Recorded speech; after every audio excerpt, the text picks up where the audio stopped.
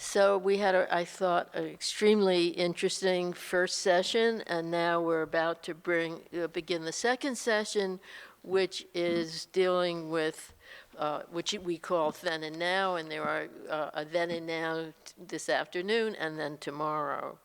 The moderator, before I say one more thing, I just need to say something else, which is that I had a great deal of help in organizing and thinking this conference through, and I need to thank the person who provided that help, and that was Arye Nair, whom we heard from earlier today.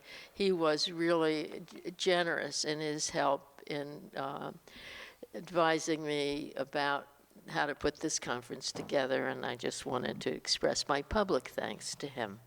But now let me express my thanks to this panel and to introduce to you the moderator for today's session, and that is my colleague and friend, Andrew Arado. Andrew is the Dorothy Hart Hirshhorn Professor in Political and Social Theory in the Sociology Department of the New School, and is a world-renowned authority on constitution making. He has published widely about constitution making and social movements, and among his recent work is Civil Society, Constitution, and Legitimacy. I'm very happy to introduce him now to you, and he will now introduce the speakers in this session.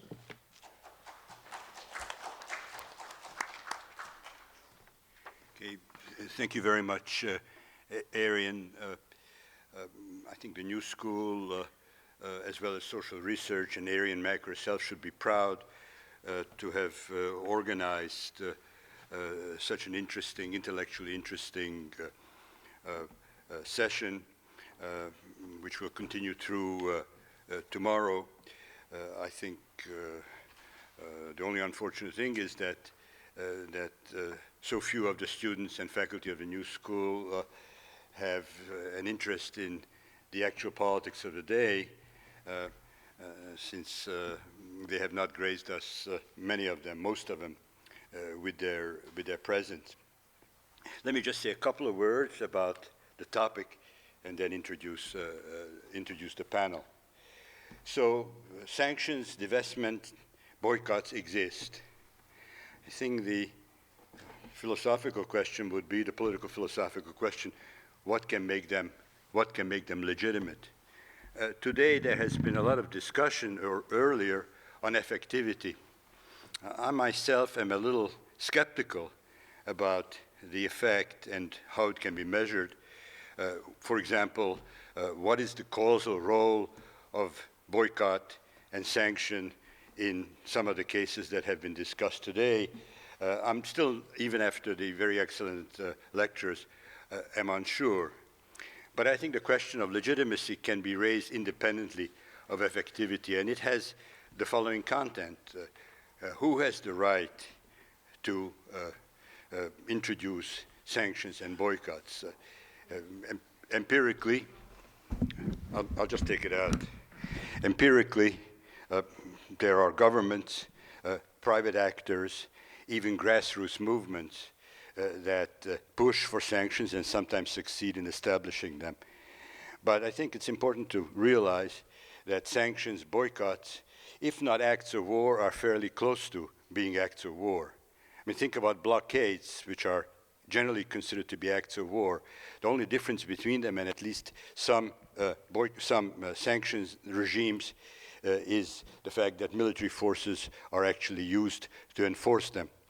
But the effect on those on whom it is imposed can be similar, actually even more devastating. So I think it matters who has the right to push for sanctions and to impose them. It also matters a great deal whether there is international support for them, whether, for example, a sanctions regime is grounded in international decisions like UN Security Council decisions, or whether it is imposed by single countries, especially single countries who themselves and this is almost always the case, have very great problems in the area of fundamental rights and in areas of treatment of some of their own populations. So with these questions in mind, which hopefully will be at least raised by some of the speakers who will consider a variety of cases, let me introduce the panel. It's my great honor to present Judge Richard Goldstone, who was a judge on the First Constitutional Court of the New South Africa and subsequently served on at least two important commissions dealing with questions of human rights as well as rights at a time of war and occupation. He is currently, but he told me that he's about to leave this particular post, visiting scholar at the University of Virginia School of Law, and he has, as the program says, been chairperson of the South African Standing Commission of Inquiry regarding public violence and intimidation, later known as the Goldstone Commission. Next, Suzanne Maloney, who is going to speak to us about Iran. She is Senior Fellow in Foreign Policy at the Center for Middle East Policy, Brookings Institution. Finally, but not least, is Andrew J. Nathan, a distinguished author on subjects of Chinese society and politics, who is currently class of 1999 professor of political science at Columbia University. So in that order, let me call on the panelists to deliver their presentations, after which we will have a discussion. Well, it's a great pleasure to be back at a social research conference, and thank you very much, Professor Mack, for inviting me. Let me at the outset say that I agree entirely with the remarks about sanctions and South Africa that were made in during the first panel by Ariya Nair. And what I propose to do is to really build on the remarks and views that he expressed and fill in a little bit of the detail that is necessary to fully understand sanctions and divestment in the case of South Africa. Until the early 1980s, there had been tremendous amount of criticism of the apartheid system in the international community. It was the one issue, I think, possibly the only issue on which in the United Nations there was no difference of opinion between North and South and East and West. But no active steps were taken to convince the South African government that it should take meaningful steps to put an end to apartheid. The leading South African liberation organization, the African National Congress, had been beating on the apartheid government door and on the white minority government door for many decades, since it was founded in 1912. Things didn't get better because of its activism. If anything, they grew worse month by month and year by year. And eventually, as we know, in the 1950s, Nelson Mandela and his colleagues took a decision that they should adopt violence against non-civilian targets in order to pressure the South African government to abandon apartheid.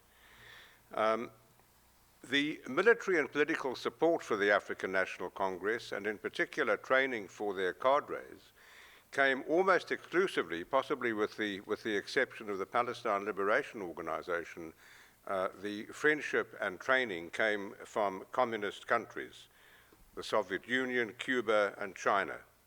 Libya too contributed. And this was, of course, anathema to the United States and to the leading European nations, who began more and more to view South Africa as the bulwark against the creeping communist influence in sub-Saharan Africa.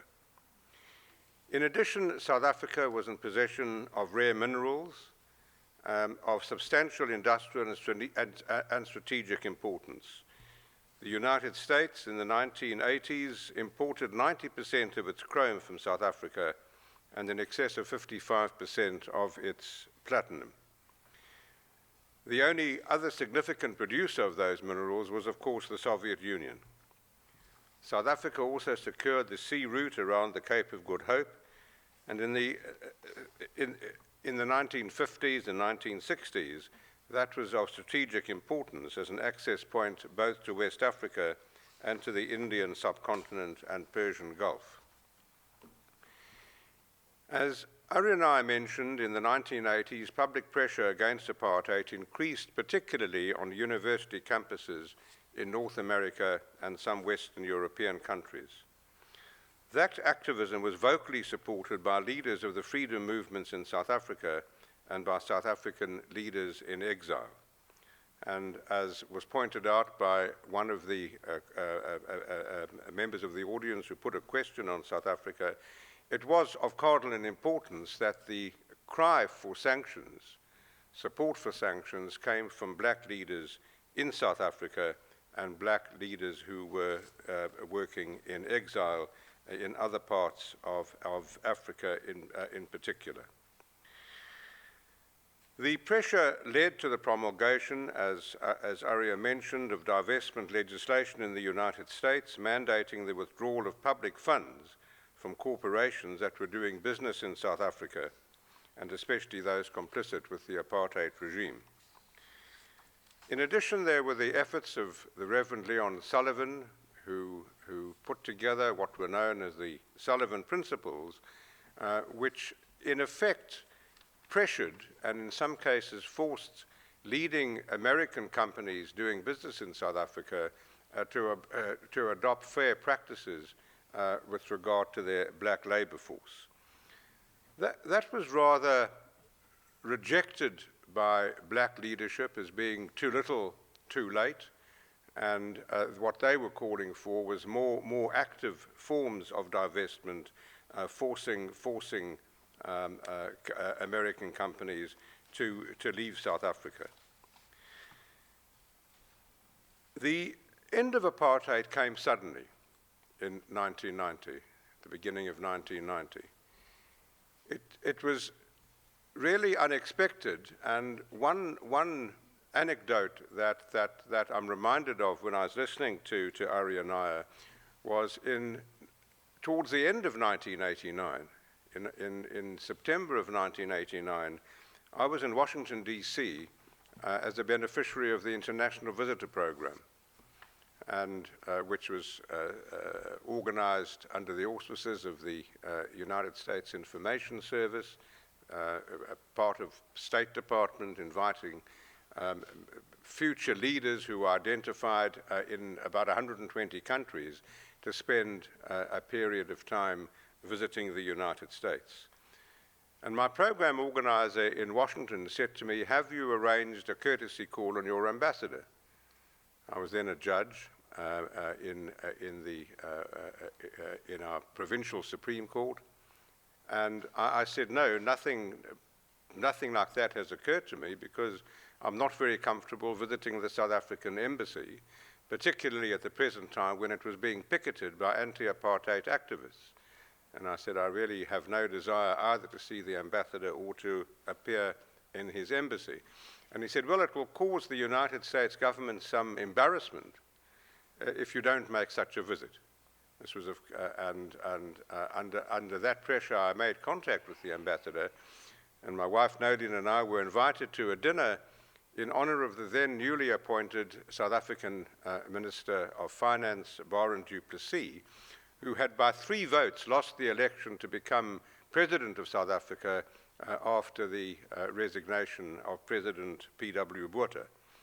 And I remember being very much an outsider at that dinner. There were a couple of conservative Republican senators at the dinner.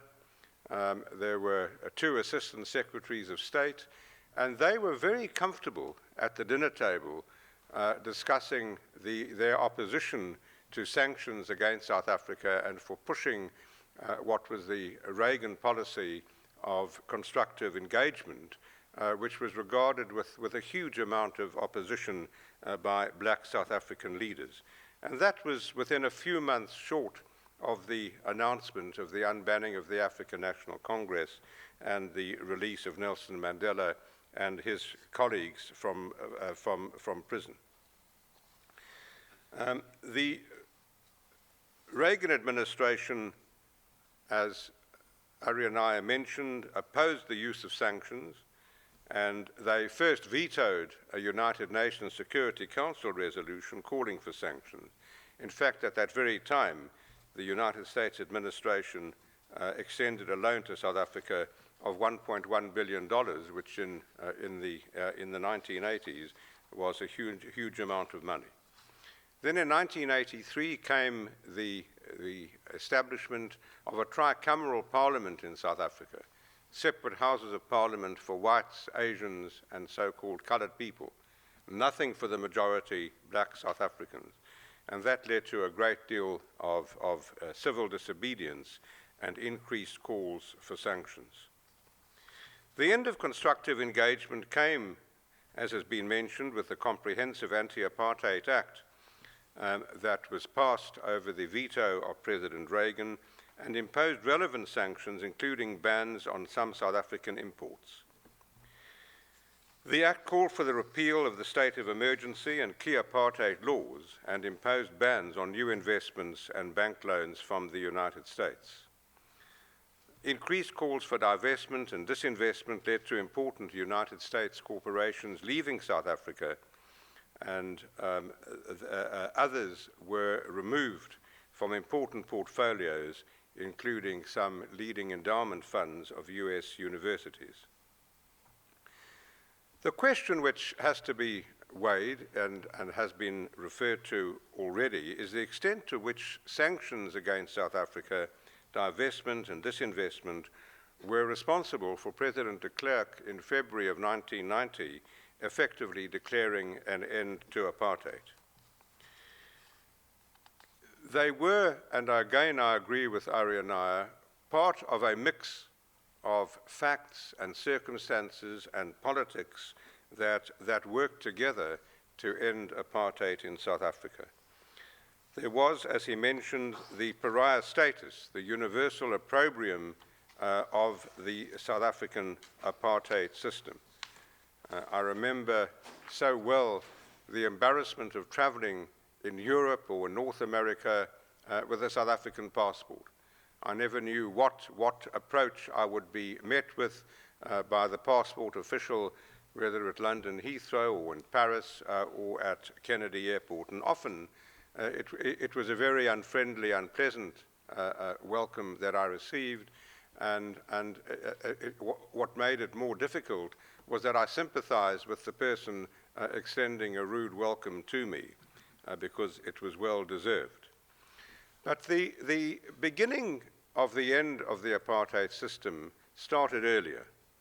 The first nail in the apartheid coffin was the decision by the Dutch churches in the 1950s to break off their relationship with the Afrikaans churches that were supporting apartheid in South Africa. The Dutch churches were the mother churches, and they declared apartheid to be a sin. And this was made a huge effect, particularly on a very religious Afrikaans community that dominated the apartheid government. There was undoubtedly the sports boycott, and certainly South Africa probably leads the mad sports nations of the world. Crucially, and this has also been referred to, was the end of the Soviet Union. And in fact, when President F.W. de Klerk announced, to the amazement of South Africa, not to mention the rest of the international community, he stated quite openly and frankly that the end of communism, the end of the Soviet Union, made it possible to unban the African National Congress and, importantly, one of its constituents, the Communist Party of South Africa. So there can be no question that the sanctions policy that was implemented against South Africa was a powerful ingredient in reinforcing the pariah status of South Africa. That, together with increasing violence, and that was important, the policy of the banned African National Congress was to make South Africa ungovernable. And in the latter part of the 1980s, we experienced a series, over 3 years, a series of states of emergency under which there were detention without trial, effectively for unlimited periods. And at one point, there were over 10,000 mainly young black men who were kept in prison without trial for the purpose of really taking them off the streets to avoid them burning government buildings, throwing stones at police contingents, and trashing, in particular, schools in black areas. So it was undoubtedly those events that led to President de Klerk making what was an astounding volte-face in 1980. I agree, of course, that some of the downsides of the sanctions policy, again, have been mentioned. There was the question of corruption. Many white South African businessmen in particular, and I use men specifically, made a lot of money through corruption, buying and selling oil on the open seas in violation of the oil sanctions against South Africa. South Africa built up a huge arms manufacturing industry and earned a lot of valuable dollars during the sanctions period in the sale of arms to many countries around the world, in both the northern and the southern hemispheres. Undoubtedly, there were South Africans also who were impacted negatively by sanctions, and in particular black South Africans who lost their work. And it was a big debate, I recall it well, in South Africa as to whether sanctions should be supported or opposed on the ground that it would undoubtedly prejudice the very people that the sanctions were conceived of as being for whom they would be helpful, namely the people who were suffering under the racially oppressive system of apartheid. And I remember having long arguments and fairly hot arguments with Helen Suzman, an icon of anti-apartheid activism, who strongly opposed sanctions against South Africa. She opposed them because she said she was firmly of the view that they would harm the very people they were intended to protect. And my attitude was that if black South African leaders called for sanctions, I didn't believe that white South Africans were entitled from a moral point of view to oppose them. And fortunately, in my view, the sanctions policies grew, and had they not, South Africa would have suffered from apartheid for maybe another year or another 10 years. Apartheid would have come to a bloody end at some point or another. And the fact that the sanctions, together with the other issues that have been raised, worked and enabled apartheid to come to an end when it did, I have no doubt saved many tens of thousands, if not hundreds of thousands, of lives that would have been lost had the bloodbath that undoubtedly lay ahead of South Africa been allowed to take place. Thank you.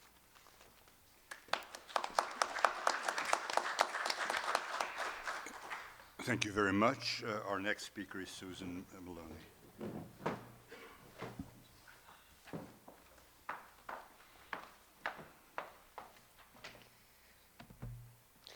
Thank you so much to Dr. Mack for inviting me to be here today, although I will note that I have been on panels where I had a hard act to follow. I think in many respects following Justice Goldstone in a discussion of South Africa is an almost impossible act to follow. Luckily, I have the benefit of a fairly interesting and I think dynamic subject matter, which I hope will command at least some of your attention on this beautiful spring afternoon. Iran is a particularly interesting case, I think, for the discussion of sanctions. Professor Arado suggested that efficacy wasn't necessarily the most important consideration with respect to the use of sanctions as a policy tool, but it's what I've chosen to focus on this afternoon. And of course, there's much more to discuss with respect to Iran and the implementation of sanctions. But to me, what's most interesting is that for most of the past 36 years, Iran has been heralded as the case which proves that, in fact, sanctions can't work for changing policy. And in particular, proves the inefficacy of unilateral sanctions imposed by the United States. And yet that narrative has changed and almost reversed itself in a way that's probably equally fallacious and equally problematic over the course of the past couple of years, and particularly since the November 2013 nuclear deal or interim nuclear deal with the Iranians.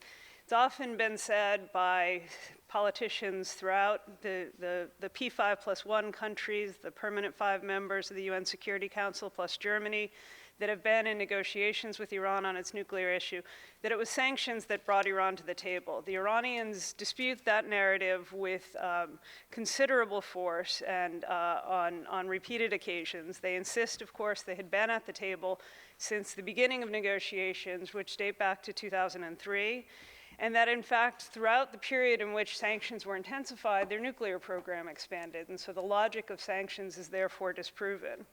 It's equally true, of course, that the Obama administration, and by that measure, also its predecessor, the Bush administration, was fully prepared to negotiate with the Iranians prior to the intensification of sanctions. And so you can say, in effect, that neither side was really brought to the table by the sanctions themselves. But if you look over the course of the past 36 years, and particularly with respect to the US-Iranian dynamic, the only 2 instances of truly successful negotiations are those cases involving Iran and the United States that were preceded by intense US economic pressure, and that would be the assets freeze and other measures that were implemented in the days after the November 1979 seizure of the US Embassy in Tehran, and of course this interim nuclear deal, which many hope will lead to a comprehensive deal resolving the Iranian nuclear crisis prior to a June 30th deadline. I'll say just a few words about the history of Iran sanctions without getting into too much boring detail.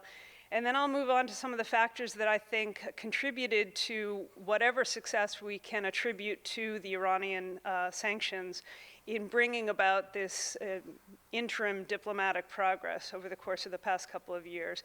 And I'll close with just a few comments about the possible limitations and even backlash of the sanctions regime in terms of bringing this crisis to a close and dealing with the range of other concerns about Iranian policies.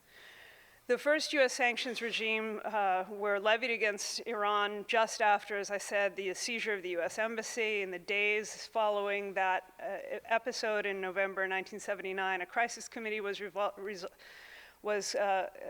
created in the White House, and there was a decision taken to kind of put together what would be later known as the carrot and stick, or as the Obama administration renamed it, dual-track approach for dealing with Iran, an approach which relied on both pressure and incentives. Pressure in terms of particularly economic pressure, but also other measures, of course, used against Iran over the years, and incentives in the form of an offer, a standing offer by the United States government to negotiate with Iran on the issues of concern. And this has really been the model for US policy that's been implemented for all of the past 36 years, simultaneous efforts to try to achieve some sort of diplomatic progress, even as economic and other forms of coercive diplomacy have been used against Iran. In fact, you can look at the hostage episode as the one place where there was, in fact, some progress or some successful resolution, because to many extent, it was the application of economic pressure, amplified, of course, by the September 1980 Iraqi invasion of Iran, which persuaded the Iranian regime that holding the hostages had no further value. The sanctions that were imposed as a result of that episode were removed with the Algiers Accord in January 1981. But it was not long before additional sanctions were applied against Iran over different issues of concern, its support for terrorism, its treatment of its own people, its efforts to procure or develop weapons of mass destruction. And so we've seen periodic instances of ratcheting up of sanctions against Iran in 1983, 87, 1995, and 1996, particularly measures adopted by the Clinton administration. The 2002 revelations of a clandestine nuclear program in Iran really changed the ballgame. And so over the course of the past decade, we've seen Washington designate a long list of banks, other institutions in Iran, and individuals for involvement with proliferation or terrorism. We saw a very intense reputational campaign to try to persuade businesses to leave Iran. This was all amplified by 4 UN Security Council resolutions that had increasing penalties against Iran, culminating in the June 2010 UN Security Council Resolution 1929, which was explicitly crafted, and I think very cleverly so crafted, to serve as a platform for measures by other quote-unquote like-minded states that might be willing to impose pressure on Iran. And in the aftermath of that resolution, we've seen really a sea change in the amount of economic pressure that's been imposed both by the United States as well as by allies in Europe and Asia. It's had an enormous impact on Iran's economy. It's contributed to a drop in the value of the Iranian currency by more than half. It contributed to a decline in Iran's oil exports by significantly more than half, although those numbers have gone up under the interim nuclear deal. And it has obviously had a big impact on Iran's political debate as well, and I'll talk a little bit more about that as we go on. I just note that it's really interesting to look at the history of the US debate about sanctioning Iran. There are a lot of changes, as I said, in the sort of technicalities and legalities of how Washington has approached this issue. But to me, one of the most interesting ones is it has become very much a moral cause, whereas there was, in fact, a fairly robust debate throughout the 80s and even well into the 90s about the utility of sanctioning Iran. There were businesses that would actively lobby against it. There was, both Republicans and Democrats would find a genuine discussion about the measures and how useful they would be. In fact, what happened over the course of the past decade was a moral suasion case, which tended to be very effective. And in effect, businesses became very much treated Iran as though it was a radioactive country, somewhat appropriate given the issue. Let me just say a few words about what factors may have contributed to increasing efficacy on the part of the Iranian sanctions regime. The first, I think, is just time. As I said, we've been sanctioning Iran for 36 years. For most of that time, the Iranians found the cost pretty bearable and even beneficial to some extent in forcing some development of domestic industries and generating additional and alternative trade and political relationships from what existed prior to the revolution and the hostage episode. But it took a lot of honing and, I think, a learning process in the diplomatic sphere for American officials and their counterparts to create a sanctions framework that was really far-reaching enough to alter Iran's calculus. And it took a similar period of enforcement of those sanctions in order to erode the political will and also the financial wherewithal of the Iranians to continue withstanding the sanctions. The other key issue, I think, has been broad multilateral support, and that's somewhat self-evident, but it really bears repeating in the case of Iran. If you look at the past 36 years, for most of that period, in fact, the United States really was going at it alone when it came to sanctioning Iran. If you look back to November 1979, the seizure of the US Embassy and the holding of the diplomats there were promises of nearly universal support on the part of US allies, but in practice, many allies looked to maximize their own opportunities for economic relationships with Iran. The Japanese moved to fill the void left by a US ban on importing Iranian oil. Japanese bankers worked to help Iran mitigate some of the impact of the assets freeze that was imposed after the embassy seizure. Throughout most of the hostage crisis, European trade with Iran actually increased from a drop after the revolution and some of the chaos. And the Russians helped to prevent any real prospect of penalties imposed by the UN Security Council. And so, for most of this time, we saw very little support from the international community. This kind of a story was repeated over and over again throughout the 1980s and 1990s. Washington's most reliable allies were consistently unwilling to jeopardize their own trade and diplomatic relationships with Tehran.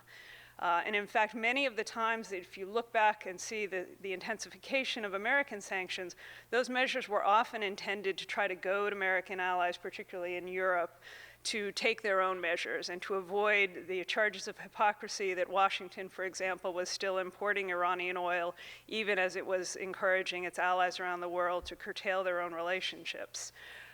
The Clinton administration attempted to try to use somewhat veiled threats with the first imposition of extraterritorial measures against those third country investors in Iran's energy sector, but found in practice this was simply unworkable.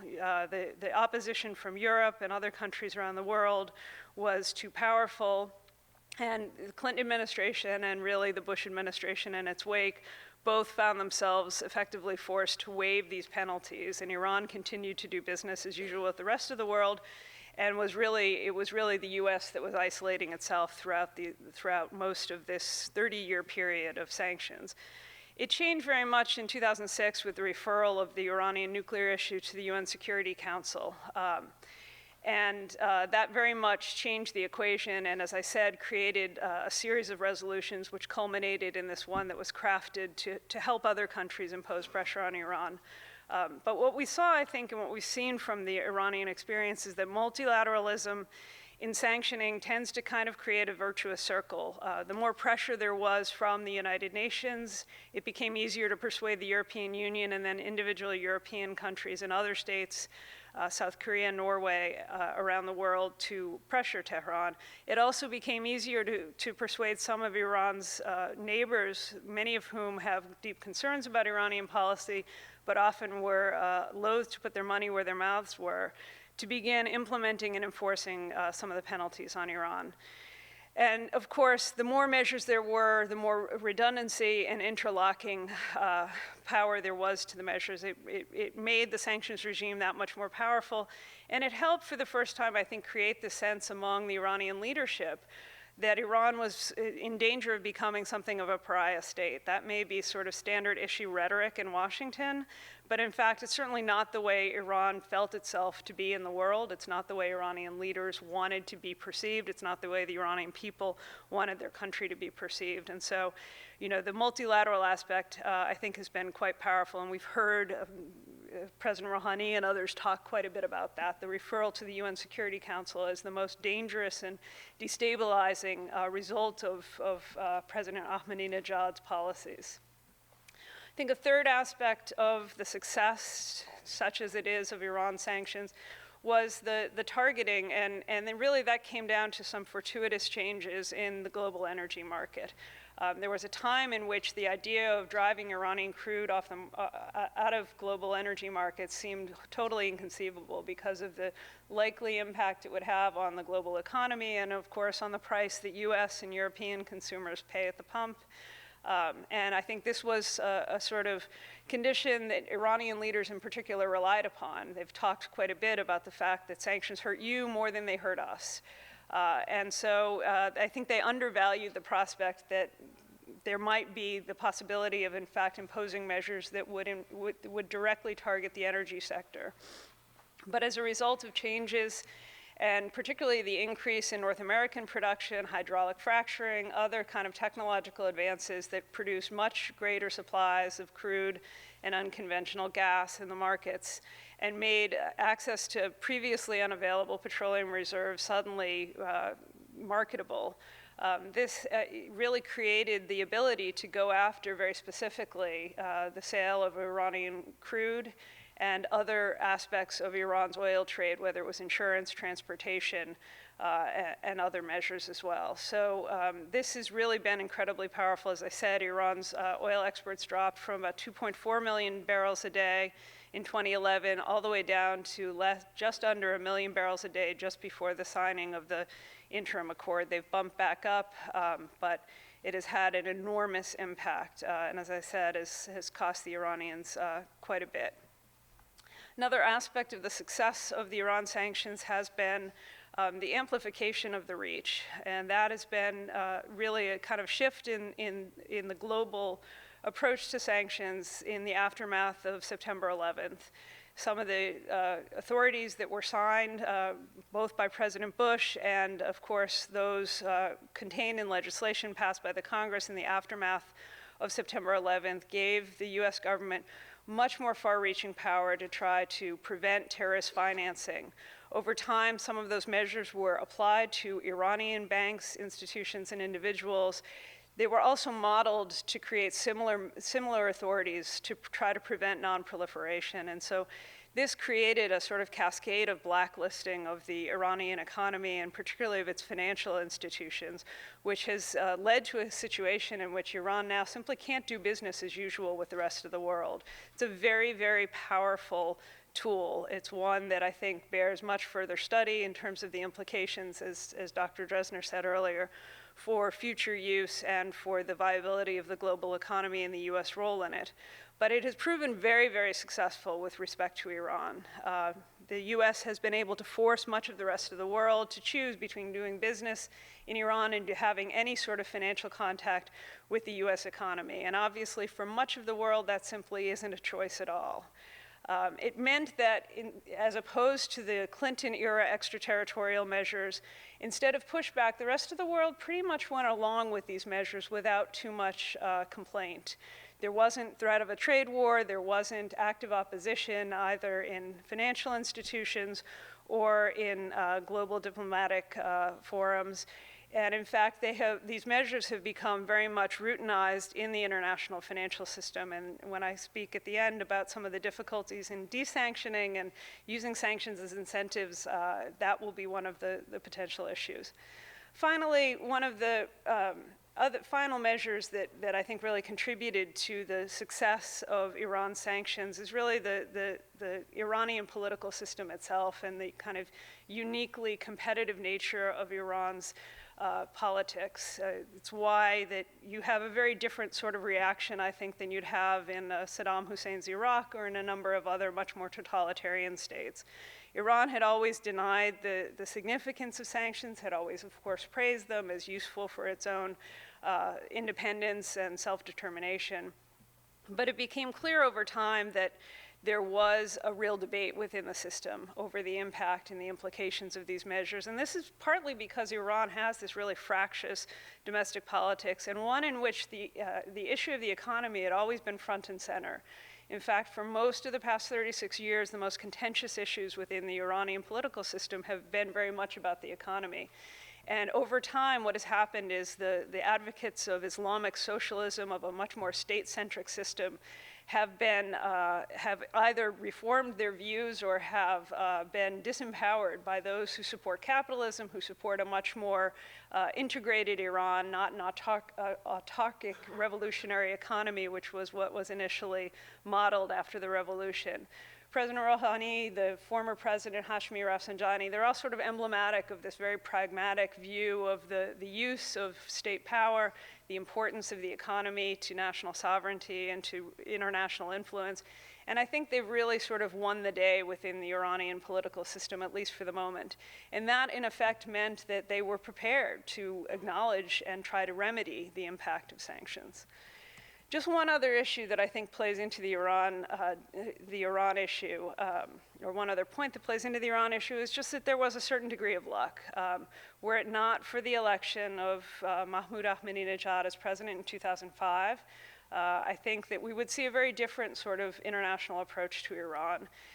He was not a stroke of good fortune for most Iranians, but for those who wished to apply pressure to Iran, he was a gift they kept on giving.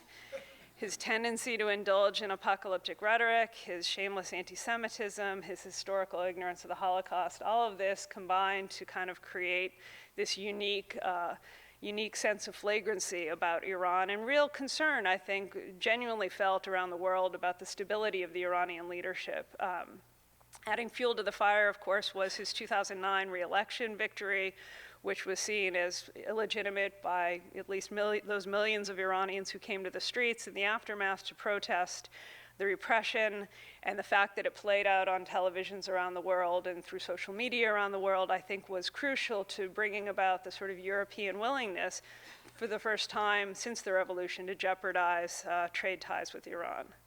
Just a few words at the end about the limitations of sanctions. I think, we see that they've changed the stakes with Iran, and we see that they have contributed in some way to a possibility of a diplomatic resolution of the nuclear issue. But we don't know for sure that they're going to change policies.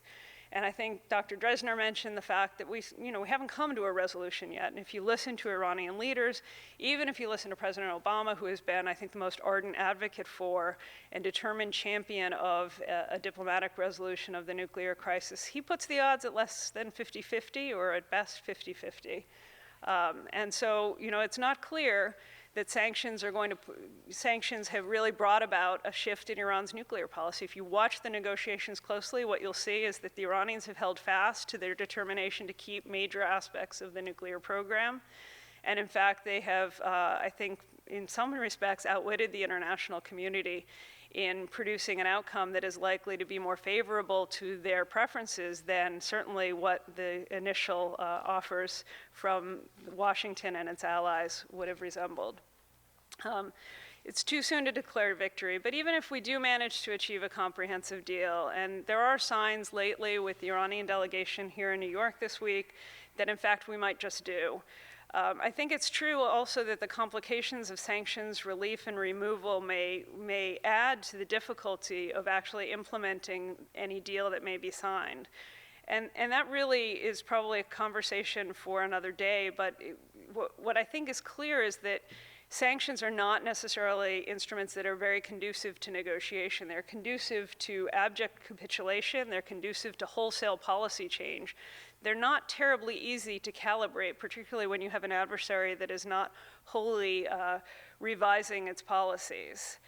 The U.S. has talked about sanctions relief as conditional or phased in the event of any comprehensive nuclear deal with Iran, but what we're hearing now is, in fact, it's simply probably not possible to do that.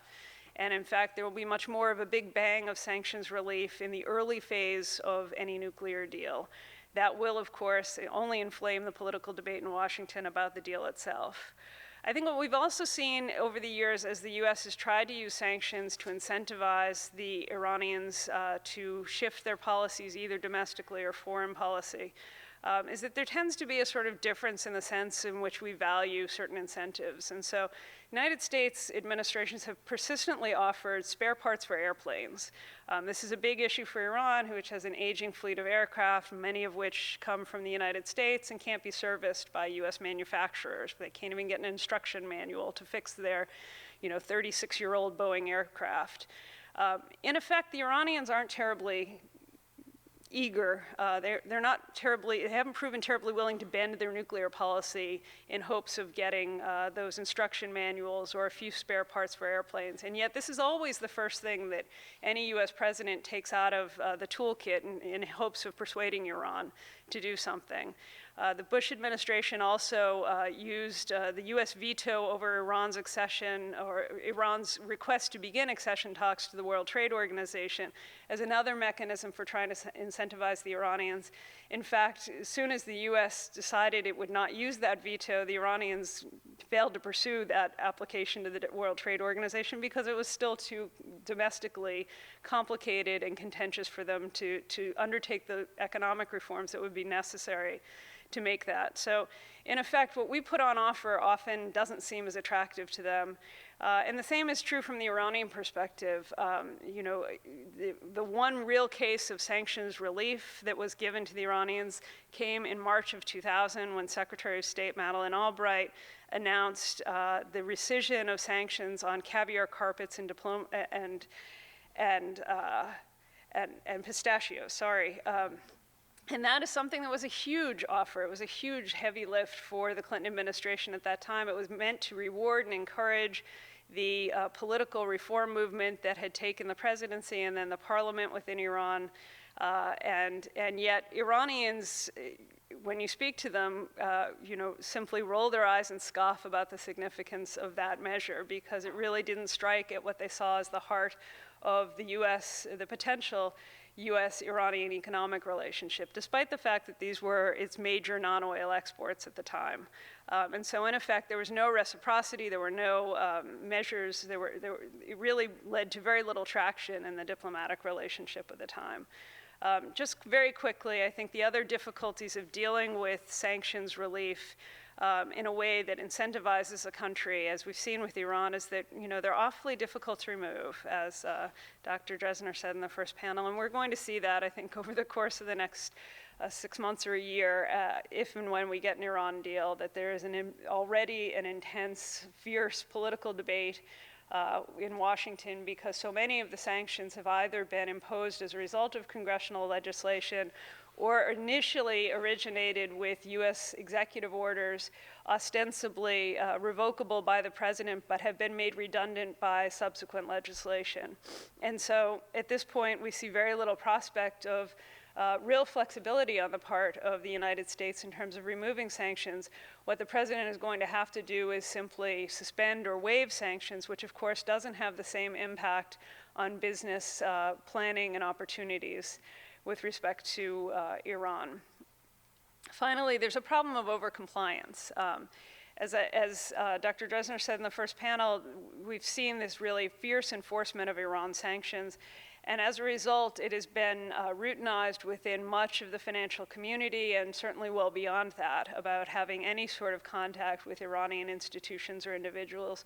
We've heard cases of Iranians having difficulty accessing their bank account when they're outside of Iran, or changing money at airports. It's really become almost farcical, the extent to which having an Iranian passport makes it very difficult to conduct any sort of business outside the country whatsoever. This is just one example of the kind of overcompliance, and it will likely stay. It will likely be quite sticky in the aftermath of any sort of a deal, simply because much of the U.S. unilateral sanctions regime, particularly as it applies to U.S. companies or persons, will remain intact because it has derivations other than the nuclear program. There will be a lot of complication in the way that the deal is constructed with respect to sanctions relief. The language is going to be very interesting and quite essential in terms of setting expectations, and we're already seeing this sort of debate since the announcement of a political framework earlier this month about how the sanctions will be removed, how quickly they'll come off, how comprehensive that sanctions removal will be. It will be, I think, an issue of tremendous contention. And just one final point, that even if we succeed, even if sanctions win the day in sort of resolving the Iranian nuclear crisis, which is of course one that is quite longstanding and quite potentially destabilizing to the region, it won't solve any of the other problems that we have with Iran's behavior, whether it's Iran's role in fueling the war in Syria, or whether it's the human rights issues within Iran. And that sort of highlights the dichotomy, I think, of much of the Iranian political opposition about the issue of sanctions. Many of them are quite supportive of a nuclear deal with Iran, precisely because it would lead to the removal of sanctions. And yet, once those sanctions are off, there's almost no prospect that we will see most of the rest of the world willing to reimpose them, particularly not on issues of human rights, where the world has simply been unwilling to pressure Iran. And so, I noticed yesterday when Foreign Minister Zarif spoke down the street, there was an Iranian dissident in the audience who held up a sign with words both in English and Persian. In English, the words said, "End the illegal sanctions regime," or something to that effect. And in Persian, he advocated the freeing of Mir Hossein Mousavi, who, of course, was the leading candidate in the 2009 elections, the leader of the Green Movement opposition, who's been under house arrest for something like 4 years, a very severe form of house arrest. For Iranians, the end of the sanctions regime will be an improvement in their economic prospects, and it's of course something that is incredibly important to most of the country, but it won't necessarily or inherently or automatically lead to any significant improvement in the political climate within the country, and that is, I think, a source of some frustration. Thank you.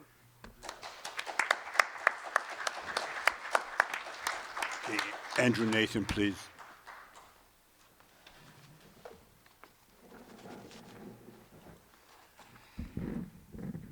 I wanted to do two things. One was to elaborate on the story that Arya was telling about sanctions and human rights in China.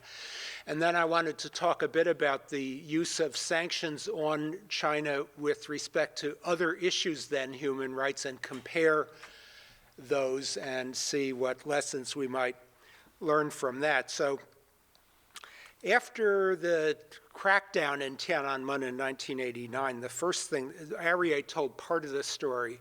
What year was that, Arya? Is that you there? You're in the light, but what year was it that you tried to put through? And he was modest about it because it was really him. Would have been, I think, 1992. Okay. So before that, some other things happened. Right after the Tiananmen Square crackdown, President George H.W. Bush mobilized the G7 countries, the other advanced industrial economies, to impose jointly some sanctions on the Chinese regime. So those sanctions did have the characteristic of being multilateral. In other words, there were other governments involved in them. But when you looked at the actual sanctions, first of all, they were quite weak. They involved a suspension of any high-level, summit-level encounters with the Chinese. Military sales that the U.S. had committed to were suspended. The U.S. said it wouldn't vote for World Bank and ADB development loans to China. There were a bunch of things like this, kind of cherry-picked and relatively symbolic sanctions, and they were not trade sanctions. There weren't any trade sanctions. There was an impact of Tiananmen on trade that was just people being afraid to sign contracts with Chinese firms and tourists not going there and so forth. But that impact was very brief. It was about a half a year. The governmental sanctions didn't involve trade and really had no economic bite to them. They did perform the function that Arya mentions of creating attention and controversy, and they've, to some extent, continued to perform that function over the subsequent years. But what then also happened was that the members of this sanction regime quickly began to undercut it, and the first person who did that was George Bush himself, because you may remember that about a month after the events, right after Bush tried to phone Deng Xiaoping, the Chinese leader, to say, well, presumably to say we place tremendous importance on the U.S.-China relationship, even though we disapprove of the crackdown.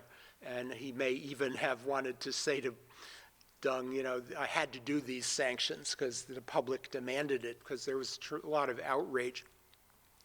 But within a month, he sent his national security advisor, Brent Scowcroft, and the number 2 State Department official, Lawrence Eagleburger, to quote unquote secretly visit China to speak with Deng, who had refused to answer the telephone or to take his call. But that secret mission was revealed quickly. So the U.S., the double-sidedness of U.S. policy was immediately evident. And then the Japanese, who were just mentioned by Suzanne, I believe, were anxious as well to not only to end the sanctions, but to get credit from China for doing so because of the importance of China in their economic plans. And so all of the sanctions except one were pretty quickly lifted, or except 2. So one that remained was that Clinton didn't meet at the summit level with Jiang Zemin until 1999. So that was in the next presidency, and that took some doing, but that wasn't terribly important to the Chinese. And the other sanction that still remains from 1989 was the ban on certain high-end weapons systems, which the Europeans have long wanted that ban to be lifted, because they have some weapon systems, the French and the Germans in particular, that they would like to sell to China for the commercial purpose, and they argue that the Chinese can get these things anyway. They can buy them from other places, from Israel, from Russia, or they can steal them through the internet. But Washington has continued to prevail upon the European allies so far to maintain that particular sanction. So that was the initial sanctions regime that the U.S. put in place with the cooperation of the other members of the G7. As far as one can ascertain, there wasn't any Chinese concession in response to those sanctions. Things happen in China all the time.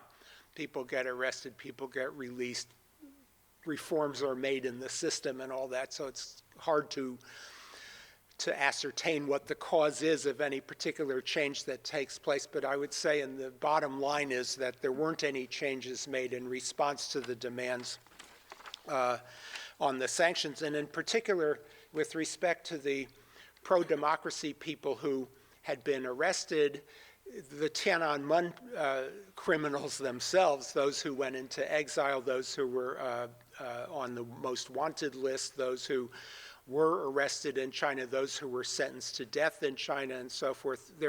None of those people was released or was given any kind of a break by the Chinese government in response at all. I mean,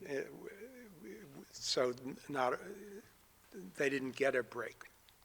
After that, this MFN issue came in. MFN, I don't know if everybody knows what it used to be. It doesn't.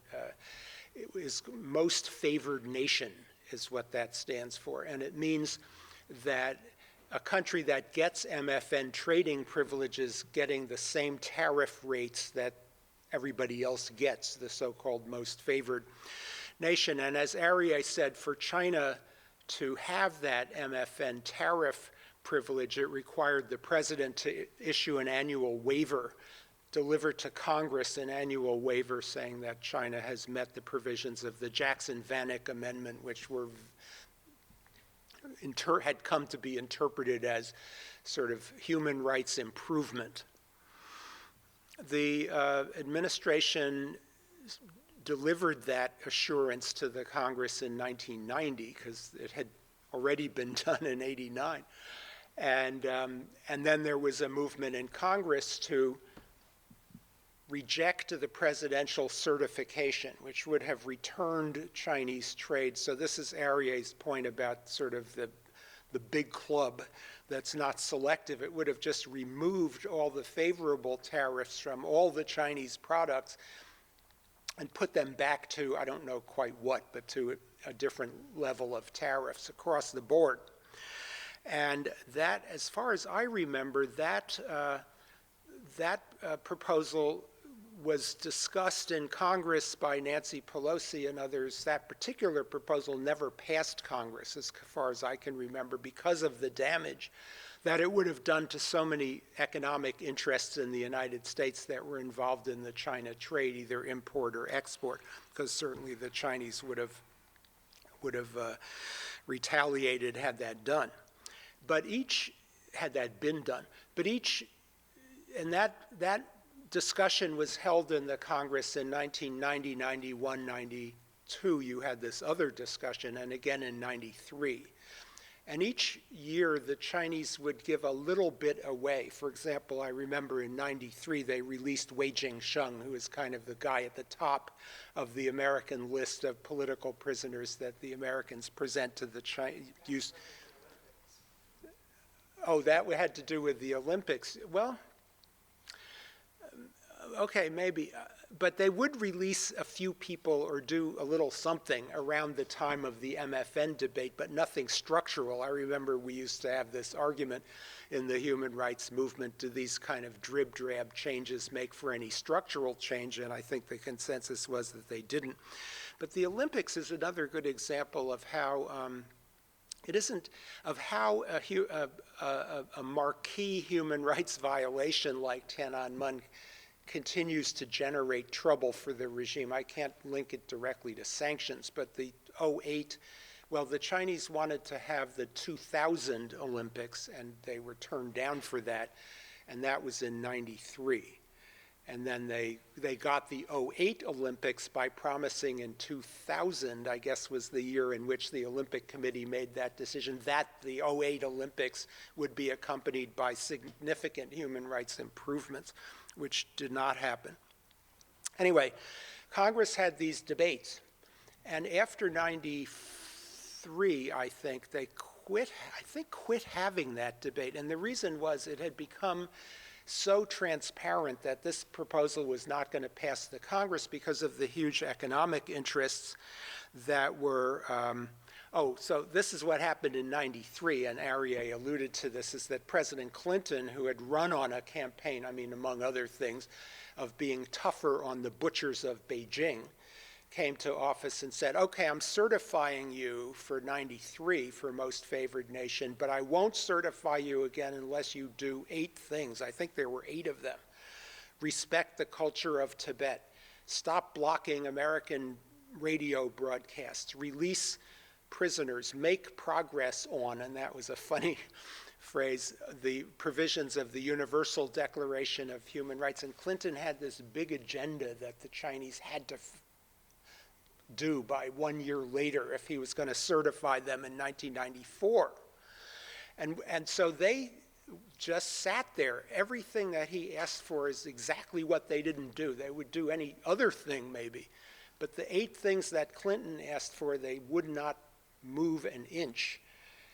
And they said, okay, make my day, kind of Clint Eastwood. So 94, Clinton gives a press conference and he says, we've decided to de-link trade and human rights. So it was a complete defeat. And after that, it's all downhill. So the U.S. policy was to get China into the World Trade Organization as part of our engagement policy with China, and the negotiations went on for years and years, and finally culminated in China's accession to the World Trade Organization in 2001. For China to accede to the World Trade Organization, the U.S. Congress had to pass a provision called PNTR, Permanent Normal Trading Relations. So the concept of MFN goes out the window, because if China's a WTO member, they're equal to us. We are a WTO member, they're a WTO member. We're both bound by the provisions of the WTO, one of which is PNTR, normal tariff rates. So in order, as a kind of cover for that, the Congress created an organization called the CECC, the Congressional Executive Commission on China, which has members of the House and Senate and representatives chosen by the administration, the executive branch, which is a permanent small bureaucracy in Washington whose job it is to kind of replace the MFN debate with an institutionalized surveillance, a really critique of Chinese human rights performance. And so this organization, the CECC, exists. It has an office, it holds hearings, it does research, it issues reports every year saying that the human rights situation in China is very bad and the administration should punish China. But I would say, to make a long story short, that it has zero influence on U.S. policy, and it's not effective. We have never used the smart sanctions or the targeted sanctions that have come to be effective with respect to Iran, or to some extent effective with respect to North Korea, and some of the other target sanctions on China for human rights issues, perhaps because these smart sanctions are kind of new, and the China human rights issue had already disappeared as an object of sanctions. But human rights improvements have occurred in China, both improvements, backsliding. It's a very complicated picture, but it doesn't seem to me that sanctions have had anything to do with that. Now, that's my pessimistic conclusion on sanctions for China human rights, which is consistent with Aryeh's conclusion. But now I want to look at some other examples of sanctions on China to see what we can learn. Some of them have been more successful, some more controversial. So the first one I want to just briefly mention, and it isn't whether it's sanctions or not, I'll leave that up to you to decide, but during the Cold War, when starting in 1950, I guess, or 49 or 50, when the PRC was established, the U.S. adopted a policy called containment and isolation toward China.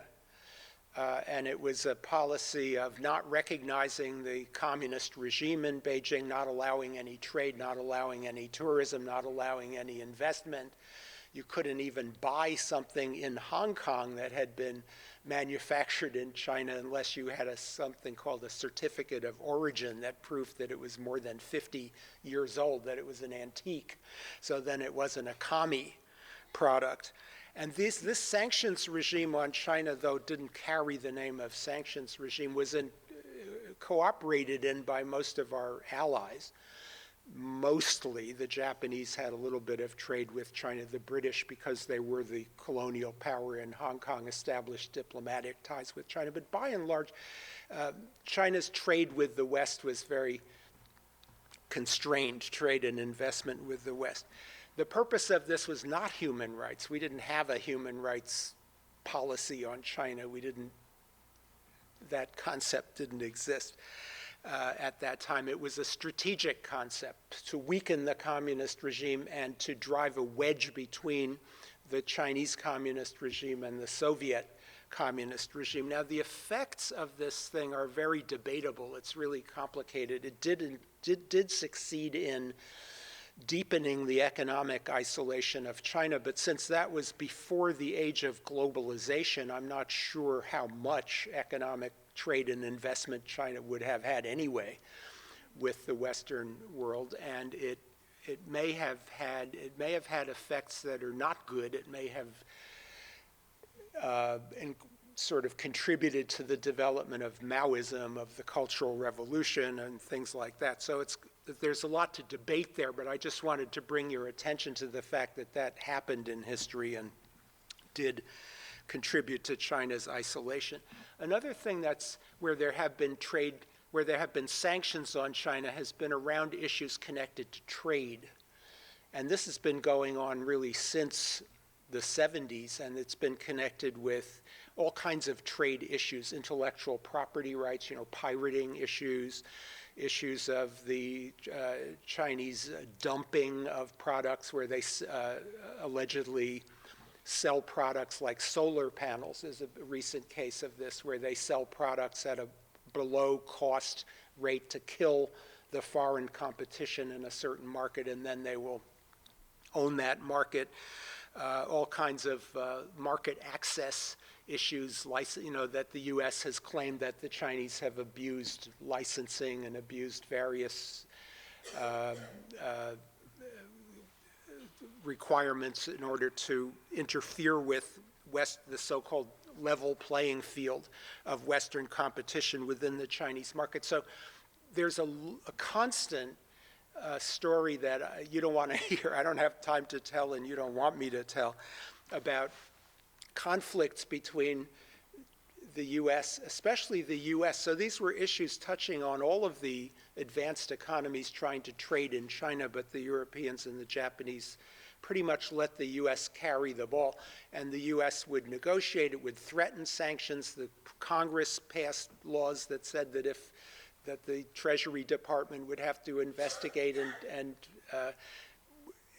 there's a law that says that an industry in the United States can appeal to the government about steel dumping, for example, and the federal government has to investigate, and if it finds that there was dumping, it has to retaliate with sanctions and so on.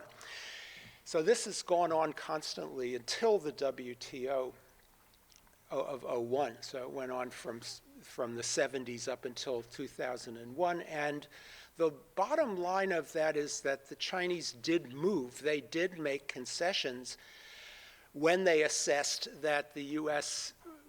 had finished talking and was really going to impose some kind of trade sanction on them. Now, like with the other sanctions we've discussed, I don't think that the Chinese reformed their trade regime completely just because the U.S. demanded it. They were in a secular transition toward, and they're still in, a sort of process of marketizing their economy and opening the economy, and they believe that's in their interest. But it's a question of timing and of sort of dragging one's heels and of coming into compliance later rather than sooner, and doing it when the time is ripe. And so they were pushed by the Americans. And so I would say that is an example of success in especially the threat of the use of sanctions. Now, under the WTO regime, we have to treat every other WTO member equally under the rules of the regime, but the regime do allow a member country like us or like the Chinese to say somebody else is cheating and to go to the WTO with that. And we have done that many, many times. I don't know the number of times, but lots of times. We've sued the Chinese in the WTO. They've also sued us. We've also sued the Europeans. People sue each other in the WTO, but I think America suing China in the WTO is the biggest number of suits that goes. They're not called suits, they're complaints in the something called the dispute resolution procedure of the WTO. And the U.S. has won a lot of those disputes, and the Chinese have then eventually come into compliance. They still do it slowly. So I don't know if that's not really sanctions, but I think it might fit into the broader context of what we're talking about. A similar story with respect to arms control. So today China is, as far as one knows from non-classified sources, China is in compliance with international arms control and disarmament norms. It has signed the Chemical Weapons Convention, the Biological Weapons Convention, the Non-Proliferation Treaty, and so forth. And as far as I know, doesn't sell missiles or nuclear technology to North Korea, Pakistan, Iran, and so forth, although if it was doing so, I would expect the CIA to leak that information to the New York Times, which they used to do, used to leak those complaints. But this is relatively recent, and so in the 1990s, the Chinese used to sell missiles to Syria, to Iran. They used to sell missiles to Pakistan, missiles and missile technology and nuclear technology. And the U.S., and they weren't signatories to all of these treaties at that time. And the U.S. then carried out a long, strenuous process of lobbying the Chinese with a lot of talk and persuasion, but also with the application of sanctions that were, and this is in the 1990s, that perhaps were the beginning of smart sanctions. I'm not sure when smart sanctions started, but in the 1990s, the U.S. imposed sanctions probably a dozen times on specific Chinese companies, arms companies, and occasionally on individuals, forbidding those companies access to the U.S. market to either purchase things that they wanted to purchase or to sell things. And this was accompanied, as I say, by a lot of persuasion, especially around the issue of, do you really want missiles in the Middle East? Because China was beginning to import oil from the Middle East at that time. And it worked. China had, as I say, come into compliance. The chief book on that whole process was written by Evan Medeiros, who is today Obama's Asia director in the National Security Council.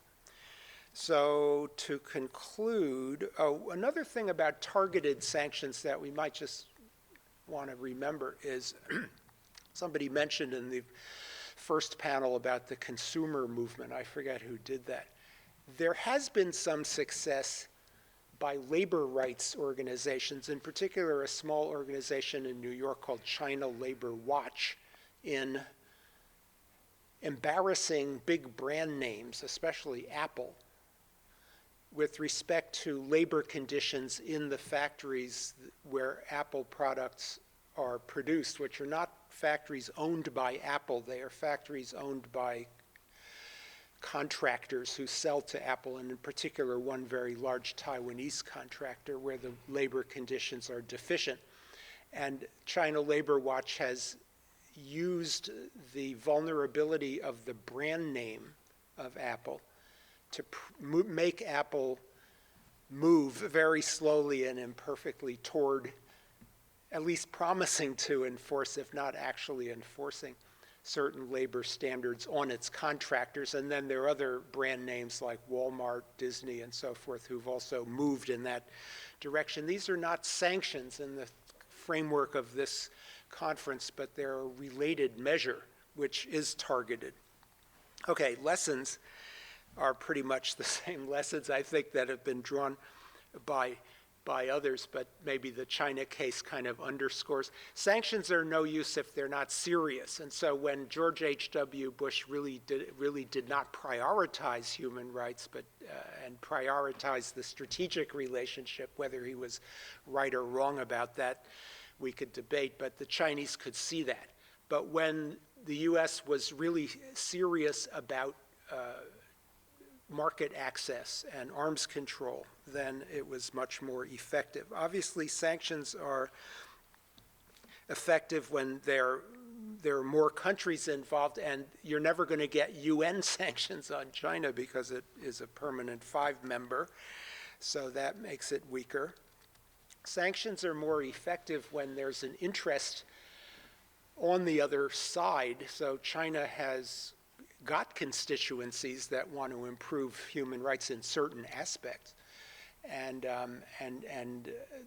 with respect to some of the cases that we're most interested in, political prisoners, those domestic forces are not very strong.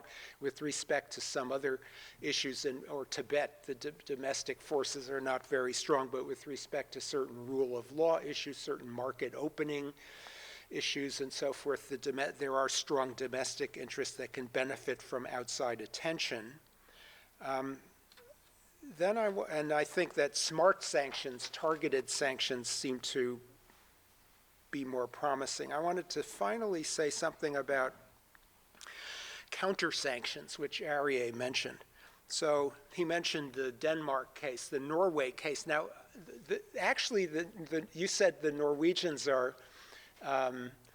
sort of invulnerable to economic sanctions, but they don't act like that.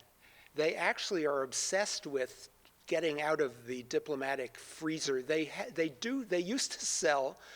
This may not be terribly important, but they used to sell a lot of salmon to China, both fresh and smoked, and frozen, I suppose.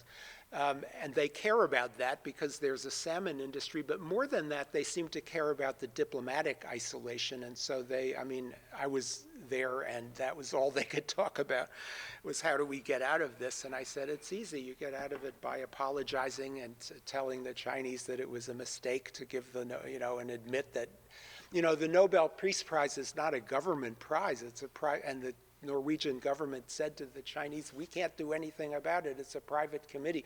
And the Chinese said no, because there are members of parliament on that committee, and the Chinese are Marxists. They don't believe that anything like that happens by accident. If in China there are private committees, and those committees do what the Communist Party says.